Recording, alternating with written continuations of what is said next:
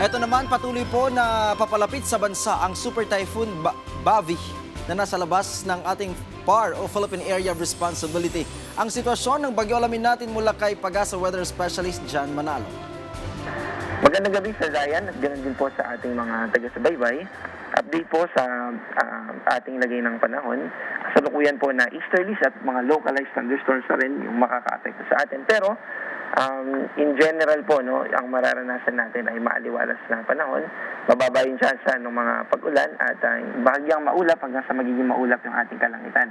Ibig sabihin, ang posible lang ng mga pag-ulan ay yung mga dadalhin ng mga localized na thunderstorm. Magpapatuloy po yung ganitong atmospheric condition o weather condition hanggang Monday, and then unti-unti po, no, simula rin ng Tuesday ay magkakaroon na ng bahagyang kaulapan dito sa southwest ng Mindanao, at ganoon din naman ay unti-unti na by Wednesday ay magiging maulap na rin dito sa Palawan, Occidental Mindoro, ganoon din sa Western Visayas, Negros Island Region at Zamboanga Peninsula dahil sa habagat. At ito ay mas palalakasin pa nitong bagyo na minomonitor natin sa kasalukuyan na nasa labas ng PAR.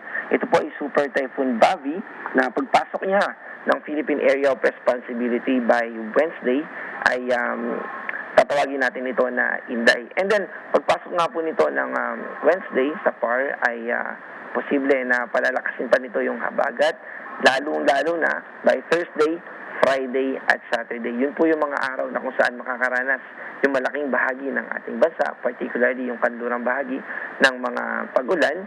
Kaya ngayon pa lamang po ay gusto na natin na banggitin sa mga kababayan natin na lalo na yung mga may lakad next week ay manatili po tayo na updated sa mga ilalabas pa na warnings and issuance ng Pag-asa, particular na dito sa minomonitor natin na Super Typhoon Bavi.